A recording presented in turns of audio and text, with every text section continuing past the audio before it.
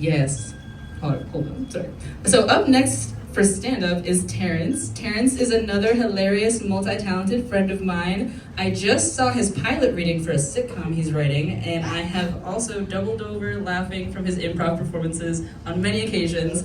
But he's here for his stand-up routine today, so please give him a warm welcome, Terrence Lambert.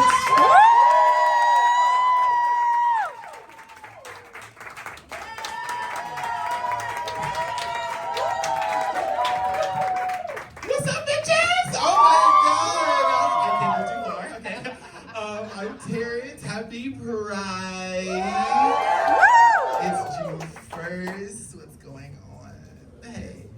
So I love Pride, but I think June is tied for my second favorite month of the year. So June is tied with February, because February is Black History Month, and Pride is June, and June is Pride, and I just can't choose. Right. Now, my first favorite month of the year is October, because October is my birth month. I'm a Libra. Yes, thank you.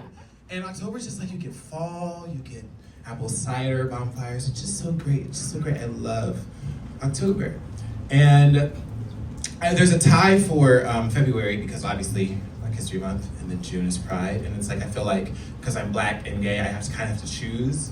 But February is 28 days only, and then in June you get 30 days. But in the middle of June it's Juneteenth, which the day the gay niggas get our superpowers. So I'm give it up for June, bitch. June is my second favorite month of the year. Yes. Oh my gosh. Shout out to Poe. I love Playground. I was texting him. I was the song is so beautiful. It's just so my little child, my little inner child is just so satisfied. I just was listening to it, and I was I just feel I want a little hamster, just patting it on the head. It's so cute. Oh yes, the theme of today, y'all, is releasing our inner child. And I feel me in my mid-20s, I'm just realizing that adulthood is just honestly doing shit that you couldn't do when you were a child. I can go to the bodega at 4:42 and get a bacon, egg, and cheese, come home, eat it, and not have to answer to anybody, which is a beautiful thing. Because I used to, I'm the youngest of 4 boys, and I just feel growing up, it's constantly you got ice cream, can I get some? Can I get a bowl of cereal? And it was mainly me asking people I'm glad I can enjoy shit that I couldn't do as a child. Yes. Happy Pride going through June. I'm gonna talk about some of my coming out stories, if that's okay for you. Yes. See, coming out is always hard because I feel we constantly have to do it. There's no one instance where you have to come out. It's just constantly, I'm gay. I'm gay. Are you gay?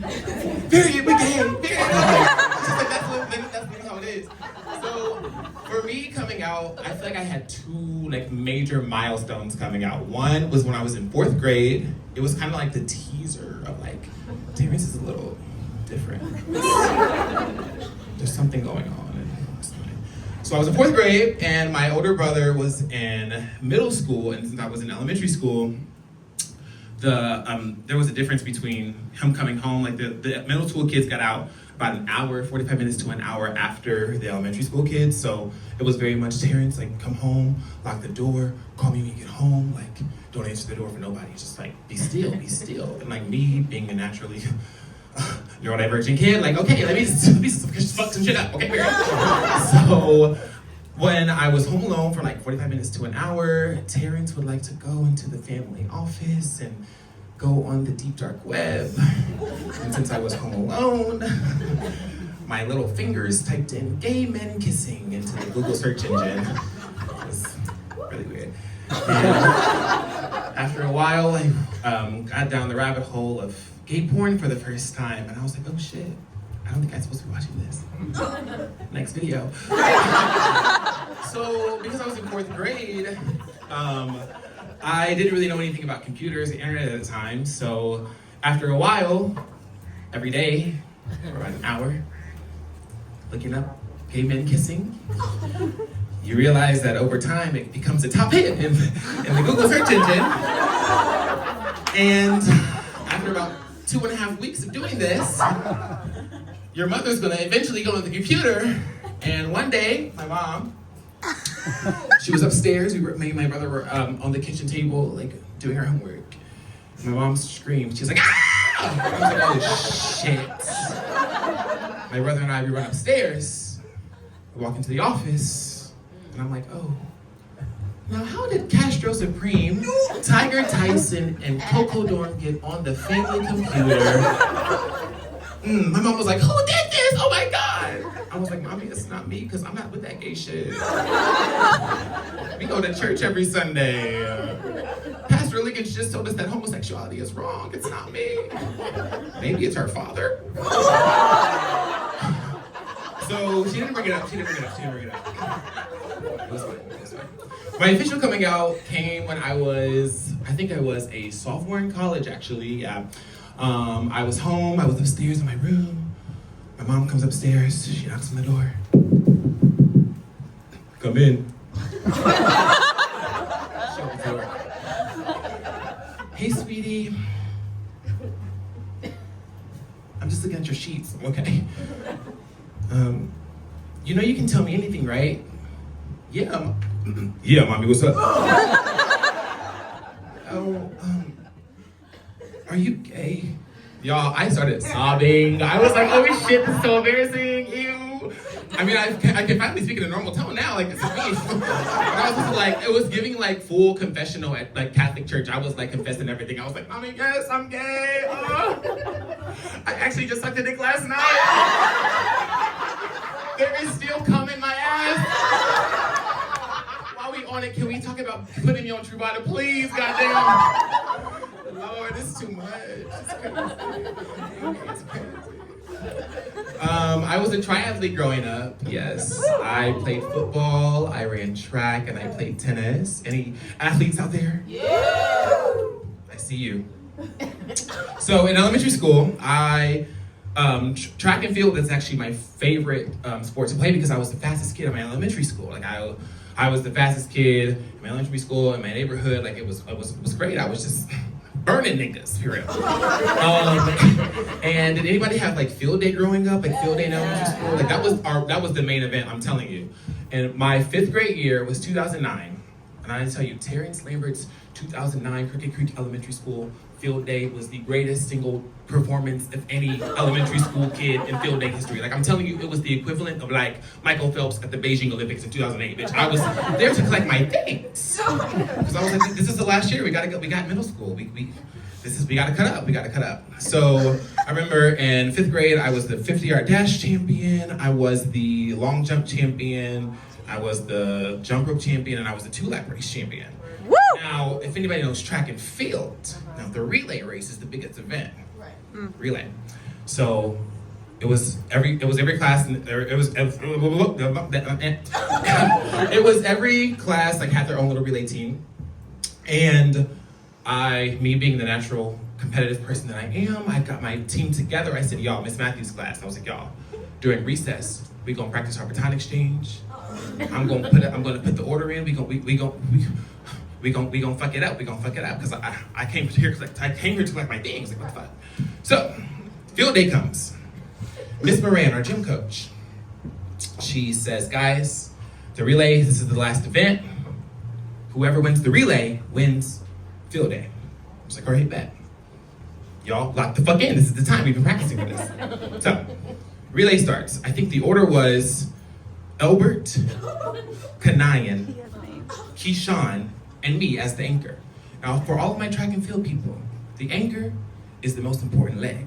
Because if the team fucks up, it's all on you. It's your ass. So, Elbert runs around the track. It's a great leg. He passes the baton off to Kanayan. Kanayan runs. Now, when the baton exchange between Kanayan and Keyshawn was fucked up, so we were coasted. Baton exchange was fucked up. Now we're in 3rd place. I'm like trying to lock in. I'm like in the field, like lock in. I go on the track. I look over. To my stance. Keyshawn's coming. By the time I get the baton, Dante Malone and Christian Hess are about a quarter of the way around the track by the time I get the baton. I don't know what the fuck happened. I think I said, go, go, gadget, sprint, and I was like, caught them niggas. And it was like, I kid you not, it was literally like, you know, in like, what is it, like Marvel movies where like the Flash is running and like time stops for like 2 seconds. When I was lapping Dante and Christian, I remember I stopped for a second and I said, see ya. And bitch, we won. I still got my blue ribbons to this day. That's one of my things. Now, we have the 2 sports. I played tennis and I played football. Now, tennis and football were 2 sports that came during the same season. So my mom was like, Terrence, you gotta choose. You gotta choose. You can't play 2 sports at the same time. It's physically impossible and you have to choose one. So I said, okay. Now, I did in fact choose football because I played football for a while. I played football for about 10 years. 10 years, yeah. Drama. Drama. But it was fun. I played a lot of positions. I was safety 1 year. I was linebacker, but my 2 favorite positions were wide receiver because I got to catch the balls with my hands. And I also played tight end because the football team loves to take advantage of this tight end after practice. But anyway, so I ended up picking football. And I told my mom I picked football because I was, I liked football more than tennis, but I didn't really tell her the truth. The truth, guys, as to why Terrence picked football over tennis was because I was in middle school and hormones started to hit. And when hormones start to hit and you realize you're gay, you want to be in the locker room with all the athletic muscle niggas. So after a while, I was like, oh, I get to be in the locker room with these niggas? Humping each other and slapping each other's ass. Sign me up! Lord, it was a fun time. It was a fun time. But you know what? I have to think, if I were to like see my little self, little middle school Terrence, 6th grade, 7th grade Terrence, I would sit him down. He's right here. Terrence, when you had the choice, Terrence, when you had the choice to choose tennis or football, you made the right decision. You know why? Because football is a really fun sport, 1. But 2, you're gonna be 25 years old. And one day, you're gonna move to Bed-Stuy in New York City when you're 25. And you're gonna realize that New York is the DL niggas capital of New York City. Bed-Stuy is the DL capital. Bed-Stuy is the DL niggas capital of New York City. And one day, they gonna hit you up on Jacked, Grindr, Sniffies, your burner phone, bitch, everything. And you're gonna be ready because you picked football over tennis. I'm Terrence.